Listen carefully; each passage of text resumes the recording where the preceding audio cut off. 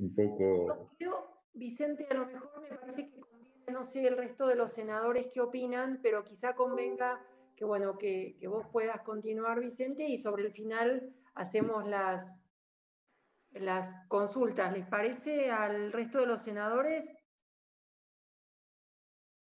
Creo que podamos preguntar algo más interesante de lo que ustedes dicen. Bueno, Lo no, vamos a esforzar igual.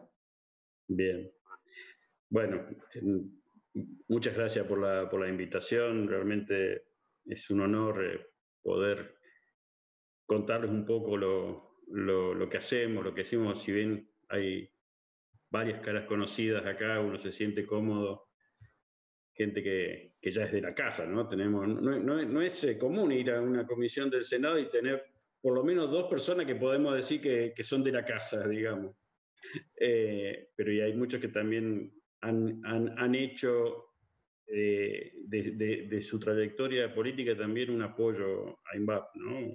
En varios momentos, así que eso es para reconocerlo también.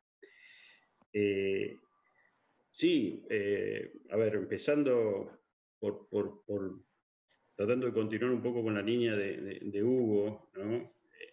Y enganchando con este tema de la anécdota de los radares, ¿no?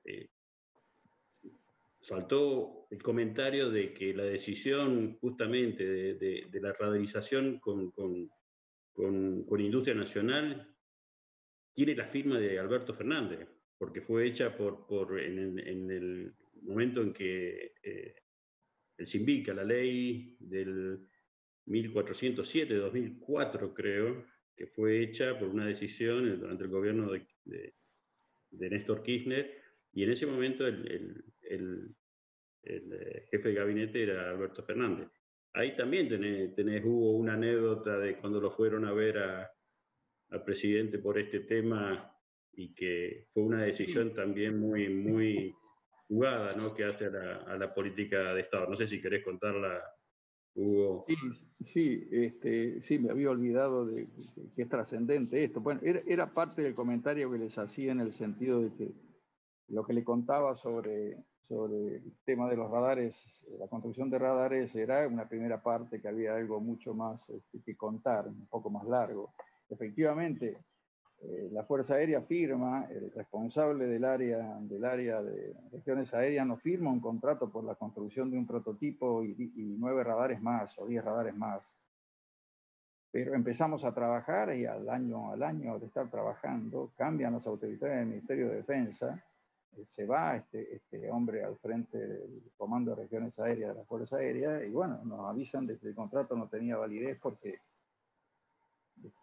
había superado el monto por el cual estaba autorizado a firmarlo, con lo cual nos quedábamos sin contrato.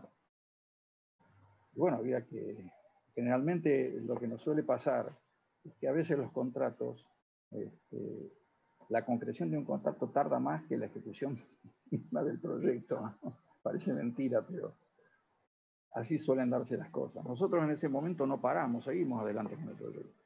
Seguimos adelante con el proyecto, y fue precisamente ahí que tuvimos oportunidad de conversar con Alberto Fernández en ese momento para comentarle lo que nos estaba pasando, y precisamente él junto con el presidente Néstor Kirchner decidieron que finalmente se retomaba el curso de construcción de radares por parte de INVAP y seguíamos adelante con esto. No solo eso, sino también que nos abrieron la puerta para ir mucho más adelante en la construcción de otro tipo de radares, como los radares primarios y radares meteorológicos, ¿no? ¿A eso te referías, Vicente? A eso me refería.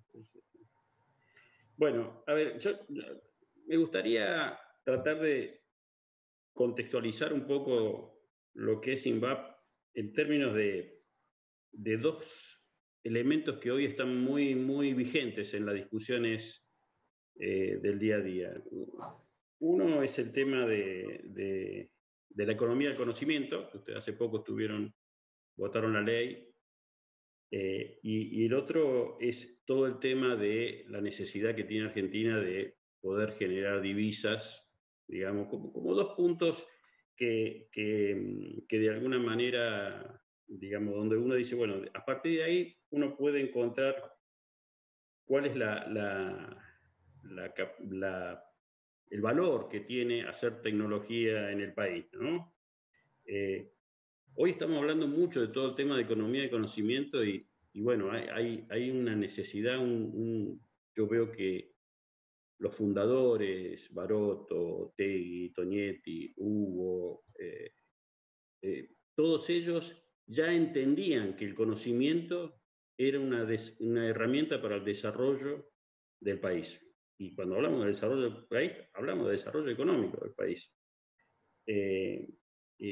O sea, que estamos hablando de más de 44 años donde ya este concepto estaba en la cabeza de ellos, que querían hacer justamente del conocimiento esta capacidad de desarrollo en el país.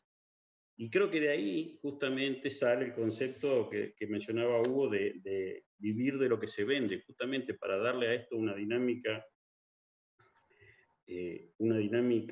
de empresa. Muchas veces a nosotros nos confunden con el instituto, ¿no? Hablan de el INVAP, pero en realidad somos una empresa que tiene una dinámica particular, somos sociedad del Estado, ningún accionista puede ser privado, tiene que ser público, la provincia de Río Negro, que le cede cierta participación, la participación en el directorio y la asamblea a la CONEA, porque la CONEA es donde salió el conocimiento para que existiera INVAP, pero a todos los otros efectos somos una empresa que se maneja con la ley de sociedades anónimas y que necesitamos una serie de procesos como cualquier empresa privada, digamos, inclusive el de generar utilidades, digamos, de generar ganancias que puedan ser reinvertidas en el propio proceso de crecimiento de la empresa, ¿no? Y uno puede decir, está bien, es una empresa, pero que le vende al Estado. Sí, como hacen todos los estados en el mundo. Tienen empresas tecnológicas que le venden al Estado, y eso es Estados Unidos, o sea, del lado de la derecha, de la izquierda, de todos lados, es que los estados tienen empresas que le venden a los estados.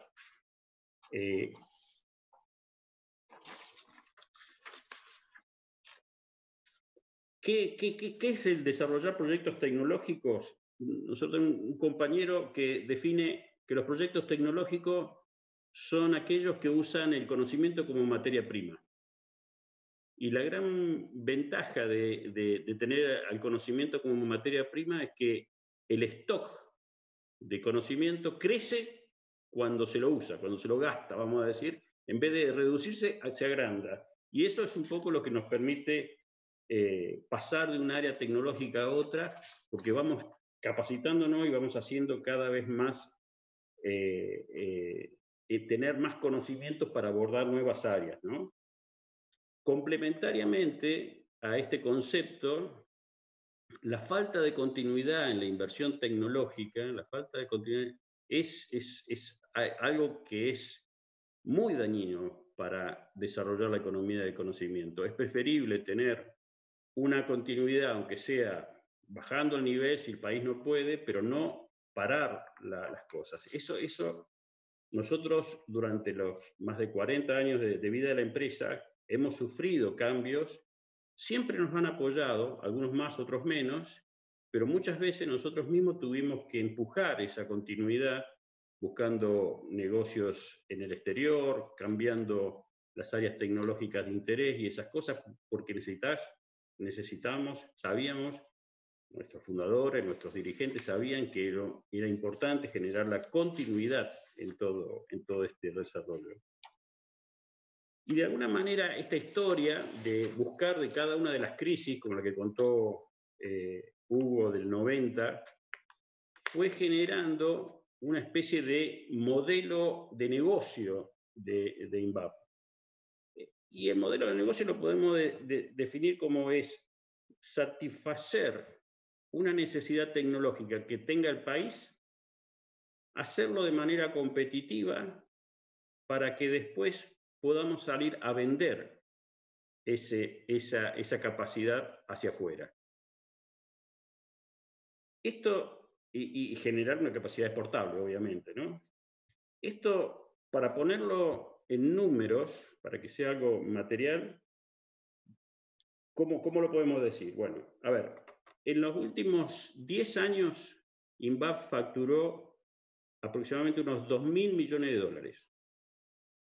400 millones de dólares fueron de exportación, fundamentalmente en los últimos años, donde hubo que reemplazar, porque se venían abajo algunos proyectos nacionales, hubo que reemplazar los ingresos con exportaciones.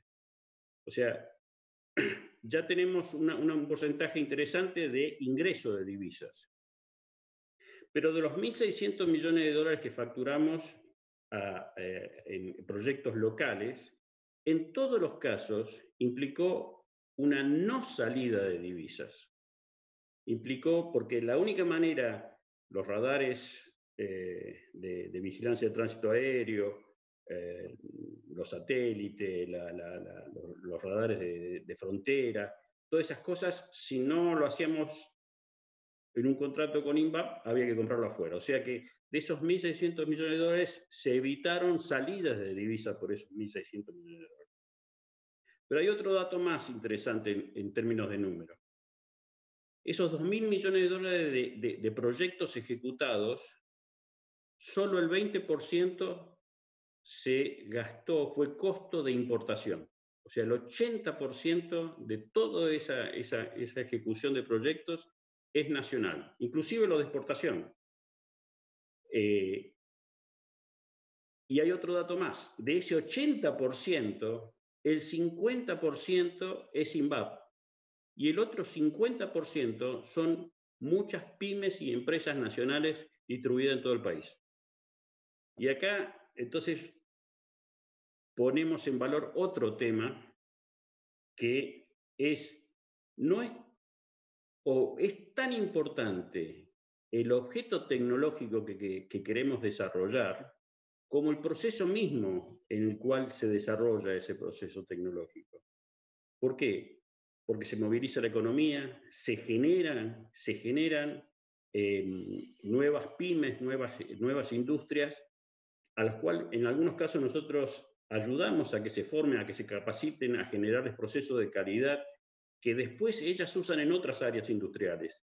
Entonces, el proceso de desarrollar proyectos tecnológicos productivos en el país no solamente tiene como resultado lo que el contrato tiene como alcance, los radares, el satélite, el reactor o lo que sea, sino que el proceso en sí mismo ya es lo suficientemente virtuoso para justificarlo.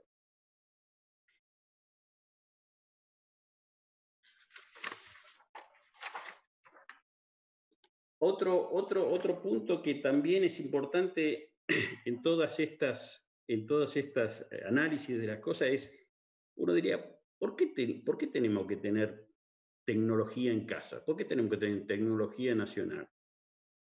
Nosotros hicimos una vez un trabajo de definir requerimientos con la Marina para un proyecto que al principio nos resultaba un poco extraño, sobre todo también a los marinos, que nosotros que veníamos del área satelital, del área de nuclear y esas cosas, entendiéramos sus requerimientos.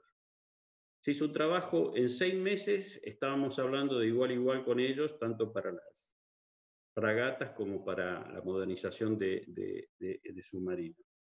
Yo recuerdo perfectamente al final de ese trabajo de definición de requerimientos, unas palabras que dijo el almirante Dubó, que dijo: ahora entendemos que podemos tener lo que necesitamos en lugar de comprar lo que nos quieren vender. Y esto, que fue tan contundente en este caso, vemos que se repite en muchos organismos. Muchos organismos, nos ha pasado también, por ejemplo, cuando hemos hablado con gente de la aduana, gente de seguridad, que falta el concepto de comprar tecnología en función de las necesidades que tiene el país. Las soluciones que tienen otros países no necesariamente se adaptan a nuestra idiosincrasia, a nuestra topografía, a nuestra forma, a nuestras necesidades, básicamente. Por eso es que necesitamos tener tecnología nacional y tener que hacer los proyectos con tecnología propia. No significa hacer todo, significa saber cómo elegir qué cosas comprar y qué cosas hacer. Y cuando comprar en función de las necesidades y no en función, como decía el almirante, de lo que nos quieren vender. Bueno, de más está decir que Argentina tiene una excelente capacidad en materia de conocimiento, digamos, desde lo académico, la investigación básica, la investigación aplicada, toda la parte de desarrollo tecnológico, la historia de la CONEA es impresionante, lo mismo que la CONAE. Sin embargo, creo que todavía nos falta un poco una articulación. ¿Y qué es lo que pasa? Que ahora se nota mucho más esa falta de articulación porque antes los tiempos entre lo que era el conocimiento académico o el desarrollo de la investigación básica y los proyectos productivos donde ese conocimiento se aplicaba eran largos. Entonces uno se podía dar el lujo de definir una política académica, otra política de investigación básica, otra política de investigación aplicada, porque total estaban medio como disociados. Hoy los tiempos se han acelerado hasta tal punto que es un continuo. Entonces, hay un desafío enorme a la hora de poder articular estos distintos eslabones de esta cadena de valor, desde la formación de la académica hasta el desarrollo productivo, comercial, digamos, industrial, que hay que pensarlo como un continuo y que tiene que ser una sola. Tenemos que empezar a hablar de investigación básica o investigación aplicada ya está medio en desuso. Más bien se habla de investigación por misión, o sea, orientado a un determinado objetivo, que en general es un objetivo de país, no es un objetivo de una institución, o investigación por curiosidad. Ambos son necesarias, ¿no? Ambas son necesarias, pero tiene que haber un correcto balance entre las dos. Y sobre todo en una situación de necesidad como tiene nuestro país de crecer en trabajo, de crecer económicamente y esas cosas, creo que es importante, y la economía del conocimiento puede generar un enorme valor agregado a exportaciones, digamos, en este contexto, pero tiene que estar articulada de esa manera. Nosotros intentamos, INVAP, cubrir un eslabón que cubre justamente que trata de unir estos dos universos, ¿no? Del conocimiento científico, de las investigaciones, las agencias como la CONEA, la CONAE, y las empresas que pueden proveer, las empresas de base tecnológica, que pueden proveer, digamos, parte del desarrollo del proyecto. Y nosotros gestionar ese proyecto y tratar de compilar, vamos a decir, ese conocimiento, esa multiplicidad de especialidades para lograr hacer un radar, un satélite, un reactor, y después de hacer de eso de una manera competitiva para que después pueda resultar un negocio de exportación, ¿no?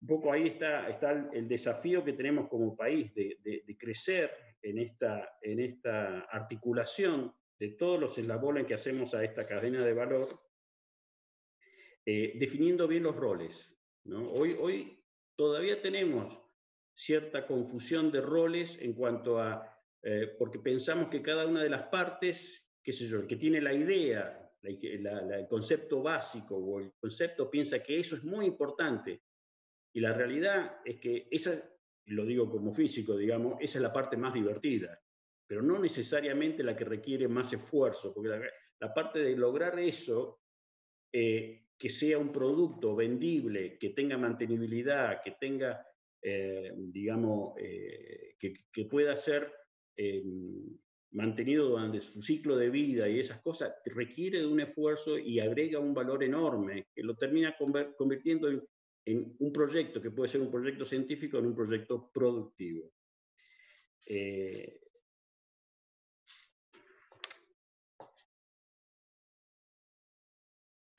Básicamente, digamos, nada, o sea, hoy INVAP tiene 4 áreas de actividad. Una que es la de que nacimos en la nuclear. Ahí tenemos un proyecto muy importante que ganamos en una licitación internacional, que es el reactor de Holanda, pero también tenemos proyectos nacionales importantes como es el RA10, que es para la CONEA, que está en Ezeiza, se está construyendo. Después tenemos el área satelital, donde ahí tenemos justamente, ustedes saben, nosotros hicimos los satélites con la CONAE, venimos en continuidad con los satélites de observación de la Tierra. Hace poco se lanzó el SAOCOM 1B, que es un satélite, y hoy estaban distribuyendo las primeras imágenes ya calibradas del SAOCOM 1B, lo cual realmente es un orgullo ver todo lo que se está haciendo. Y también tuvimos los satélites de comunicación, el ARSAT-1 y el ARSAT-2. Venimos avanzando fuertemente con ARSAT para ver de concretar lo que sería el ARSAT-3. Pero hubo un hueco. El ARSAT-3 se firmó el contrato al 2015 y después quedó en stand-by durante un tiempo. Y bueno, nosotros de toda crisis hacemos una oportunidad, entonces salimos a buscar socios afuera y conseguimos un socio. La empresa turca Turkish Aerospace se asoció con nosotros y ellos están pagando el desarrollo de una nueva plataforma que se va a usar no solo a nivel del ARSAT nueva generación, vamos a decir que sería el tercer satélite, sino que también ya estamos compitiendo en licitaciones internacionales, con buenas chances. Esperemos tener novedades pronto también sobre eso. Entonces, de la crisis, en muchos casos, nosotros tratamos de buscar oportunidades y buscar salidas para poder seguir haciendo desarrollo del país. En la parte de gobierno, como mencionó Hugo, está toda la parte de radares. Seguimos enfocados en completar la serie de los radares primarios para control de frontera. Seguimos, ahora viene la parte de la modernización. Los radares de control de tráfico aéreo llevan muchos años funcionando con una performance excelente, cubriendo más del 95% de las rutas aéreas comerciales. Y ahora se viene una etapa de modernización. Estamos completando, si se quiere, el mapa de los radares, reemplazando viejos radares en Ezeiza, Córdoba y Mendoza por un contrato que se está firmando ya se firmó, pero falta el financiamiento con EANA, con la empresa de navegación aérea argentina. Y bueno, estamos buscando también proyectos interesantes en el marco del área de seguridad, estamos volviendo a trabajar con el Ministerio de Defensa y con las distintas fuerzas, ver de reflotar el proyecto de los aviones no tripulados, junto con FADEA, tratando de ser más asociativos, de tratar de ser justamente más articuladores de toda esta cadena de valor. Y me falta, por último, el área de los centros de medicina nuclear, que ya creció bastante a nivel nacional, y que tenemos un contrato a nivel internacional muy importante con Bolivia, que estuvo parado durante todo este gobierno de transición, vamos a decir, y que esperamos que ahora vuelva a la carga, que son 3 centros de medicina nuclear, no solamente con el equipamiento, sino con toda la capacitación del personal que se hace falta para manejar esos centros nucleares, realizada acá en la Argentina, ¿no? con CONEA como los que forman al personal que va a ir a operar esos centros de medicina nuclear en Bolivia. Un poco esa es la síntesis de dónde estamos. Tenemos ahora, obviamente, proyectos que están con el tema del COVID parado, que justamente por temas de viaje. Tenemos proyectos en la India que estamos esperando que se resuelva para terminar ese proyecto, que es una planta de radiofármaco. Estamos haciendo mucho teletrabajo, con una excelente predisposición de la gente. INVAP hoy tiene un poco más de 1.300 personas en planta.